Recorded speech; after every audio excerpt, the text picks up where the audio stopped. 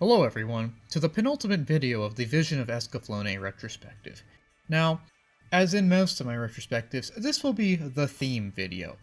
Since the Vision of Escaflowne has one large central theme that it fixates on, as opposed to several smaller ones, there will only be one theme video, that is this one. And that central theme which the series predicates itself upon is of course exploring the idea of fate and how it plays into our lives. Now Escaflowne explores this in several different ways, and from several different angles, although it mostly hovers around the idea of questioning whether or not fate is something which is completely uncontrolled and predetermined, or something that we can shape ourselves with our own agency. In this way, it kind of compares and contrasts predicting the future versus making one's own future. And along the way, it also talks about important ideas of self-discovery, self-control, and what one actually desires. And I'd like to also include a quick disclaimer saying that since the Vision of Escaflowne kind of only has one central theme of it, that of its discussion of fate, I'm not the first to talk about it. I just say that because I think that those who have come before me should receive their due respect, and I don't want to step on any toes. Just looking at the central debate of the series, which is predicting one's future versus making the future, Escaflowne is pretty evident in what it says. And what it says is that we need to use our own agency to make our own future. Now I've said this in about half of the videos in this retrospective by this point, so I'm not going to beat a dead horse. I'm just going to try and make a nice brief summary of it, and that is that every character in the series at some point or another learns of their ability to manipulate fate as opposed to simply taking it for granted.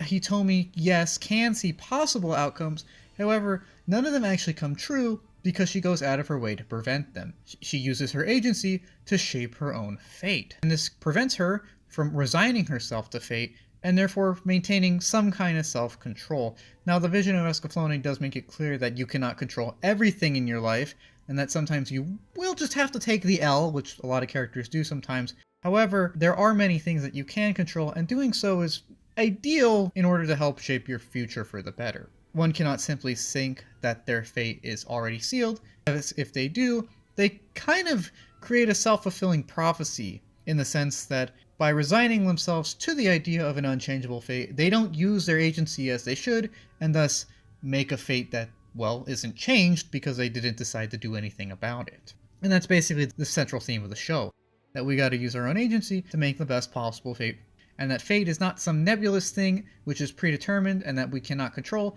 but instead a very fluid construct that we can manipulate with our own agency, although we must also appreciate that others may try to do the same.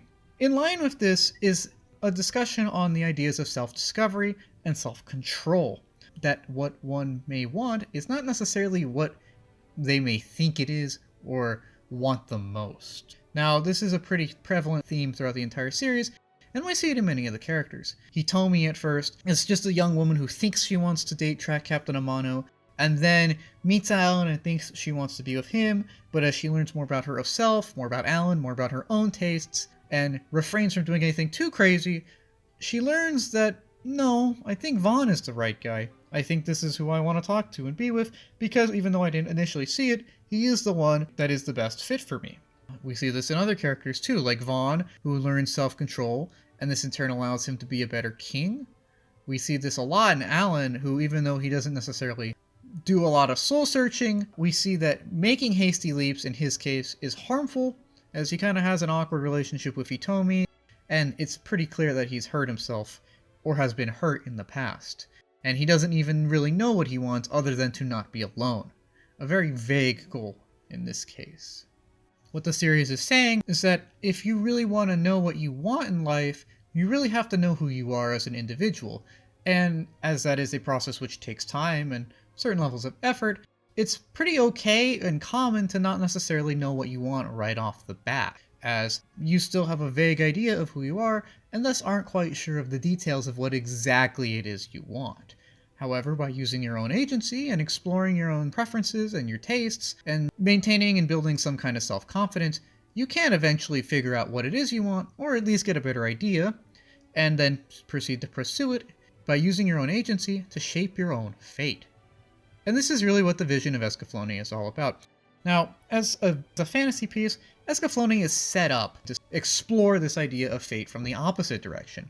There are many fate tropes about prophecy, or unchangeable destiny or star-crossed love and all these other things of just universal or cosmic forces beyond human comprehension or control. It's very interesting how Escaflowne seems to be set up to go in accord with this. Hitomi can read the future, she can see the future. There is this idea of fate is just kind of guiding things along early on in the series. However, this is just a clever ruse to get the viewer in and then slowly start to prove itself wrong. As the series progresses, we see people start to change fate. In fact, we see Hitomi do this from episode 1 when she saves Vaughn after seeing a possible future in which he is hurt. Escaflowne, in fact, subverts the entire fate trope of universal, cosmic, unchangeable destiny very thoroughly, and I think that's the point of the series.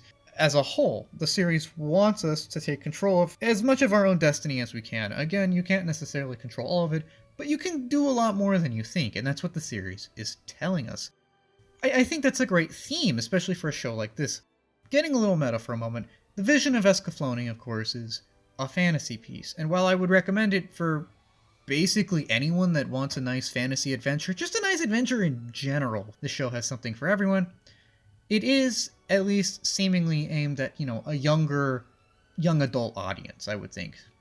And I think this is a great message for people who are still learning about themselves and how they fit in the society and how they want to live their lives, because it says you don't have to give into whatever tropes you think you're put into. You don't have to be the guy on the box if you don't want to be. You can be yourself. And a common argument or a common issue with that is, what if you don't know who you are? Well, that's okay too, because as you discover yourself, as you learn more about yourself, as you grow more confident in yourself, you will eventually start to hash out the details. And of course, everything is a work in progress, and you shouldn't get too down if it's not resolved overnight. And I just want to say that I think that's a great theme for any young adult in any age.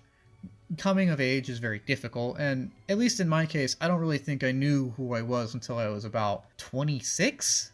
25, 26.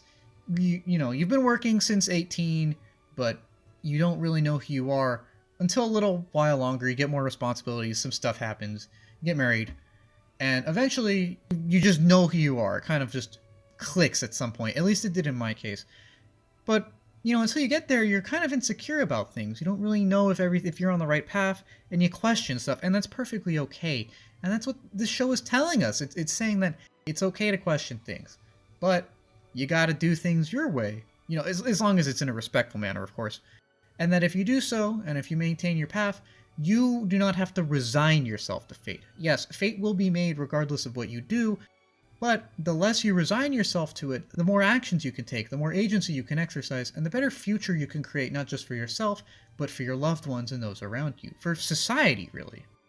I think that's why this show is a great show for its intended audience, because it can reach out to, perhaps more insecure people, or anyone really, and just say, you just need to be you.